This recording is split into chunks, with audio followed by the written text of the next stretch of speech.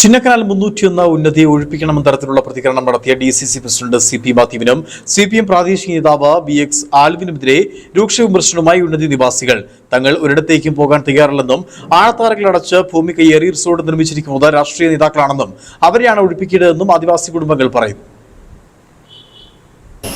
ഞങ്ങൾ പോകത്തില്ല സാറേ. കുഞ്ഞുങ്ങളെ കൊണ്ട് ഞങ്ങൾ ഇവിടെ വന്ന് കിടന്നിട്ട് ഒത്തിരി വർഷങ്ങളായി. ഞങ്ങളുടെ ആയുസ് തീർന്നു, ആരോഗ്യം തീർന്നു, മക്കളായി. ഇനിയിപ്പോൾ ഞങ്ങൾ ഇവിടുന്ന് പോകാൻ ഒരു നിവൃത്തില്ല. ഞങ്ങൾ പോകത്തില്ല. വേണമെങ്കിൽ ആനയെ അവർ മാറ്റി തരട്ടെ, ഞങ്ങളൊന്നും പോകത്തില്ല. ഞങ്ങൾ ഇവിടുത്തെ ആനയുടെ കൂടെ തന്നെ ഞങ്ങൾ ജനങ്ങളെ കൊണ്ട് ഇട്ടപ്പോ ഈ സർക്കാരിന് ഈ ജനങ്ങൾക്ക് എല്ലാവർക്കും അറിയാമായിരുന്നല്ലോ ഇവിടെ ആനയുണ്ട്. ഞങ്ങൾ ഈ സ്ഥലം തരുമ്പോ ആനക്കാടാണ്, നിങ്ങൾക്ക് പോകാൻ സമ്മതം ഉണ്ടോന്ന് ചോദിച്ചു. ഉണ്ടെന്ന് ഞങ്ങൾ എഴുതി എഗ്രിമെന്റ് വെച്ചിട്ടാണ് ഈ ആനക്കാട്ടിലേക്ക് കിടക്കാൻ. അന്നേരം കിടപ്പടമില്ല, ഞങ്ങൾക്ക് ഒരു തുണ്ട് ഭൂമിയില്ല.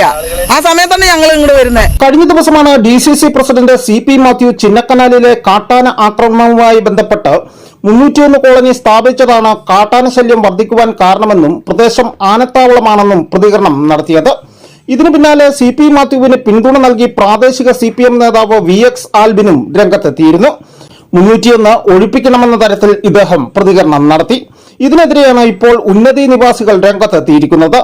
സർക്കാരാണ് തങ്ങളെ കുടിയിരുത്തിയത്. നേതാക്കന്മാർക്ക് എന്തും പറയാമെന്നും ഒരാൾ പോലും 301 നിന്നും മാറുവാൻ തയ്യാറല്ലെന്നും കാണി മനോഹരൻ പറയുന്നു. സർക്കാരാണ് അന്ന് 26 വർഷത്തിന് മുമ്പ് സർക്കാരാണ് ഞങ്ങൾക്ക് സ്ഥലം നൽകിയത്. അപ്പൊ സർക്കാർ തന്നെ ഇവിടെ കൊണ്ട് ആക്കിയിട്ട് സർക്കാർ തന്നെ അത് ഇങ്ങനെ പറയാൻ പാടില്ലല്ലോ. നേതാക്കന്മാർക്ക് വല്ലതും പറയാം. ഞങ്ങൾ 26 വർഷമായിട്ട് ഇവിടെ താമസിച്ചിട്ട് ഞങ്ങൾ ഇവിടുന്ന് ആരും മാറാനായിട്ടുള്ള തയ്യാറില്ല. 301 ഒഴിപ്പിക്കണമെന്ന് പറയുന്നവർ കയ്യേറ്റക്കാരെ കണ്ടില്ലെന്ന് നടിക്കുകയാണ്. സർക്കാർ ഭൂമി കയ്യേറി ആനത്താരയിലാണ് റിസോർട്ടുകൾ നിർമ്മിച്ചിരിക്കുന്നതെന്നും തങ്ങളാരും ഒഴിഞ്ഞു പോകുവാൻ തയ്യാറല്ലെന്നും ആദിവാസി കുടുംബങ്ങൾ പറയുന്നു.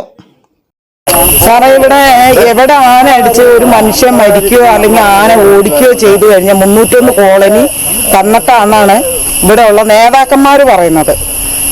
ഇവിടെ ആന അടിച്ചു കൊല്ലണത് ഞങ്ങളുടെ 301 കൊടുത്തിട്ടല്ല. ഈ 301 മാത്രം ഇറക്കി വിടണം, ഇവിടെ 301 ഇറക്കണമെന്ന് പറയുന്നുണ്ട്. ഈ മോൾ ഭാഗം നോക്കിക്കഴിഞ്ഞാൽ ഇവിടെ മുഴുവൻ കയ്യേറ്റക്കാരുണ്ട്. ടെന്റുകൾ പണത്, റിസോർട്ട് പണത് താമസിക്കുന്നത്. അവർ ഫെൻസിങ് ഇതെല്ലാം ഇട്ടിട്ട് ആനയ്ക്ക് ബുദ്ധിമുട്ടുണ്ട്.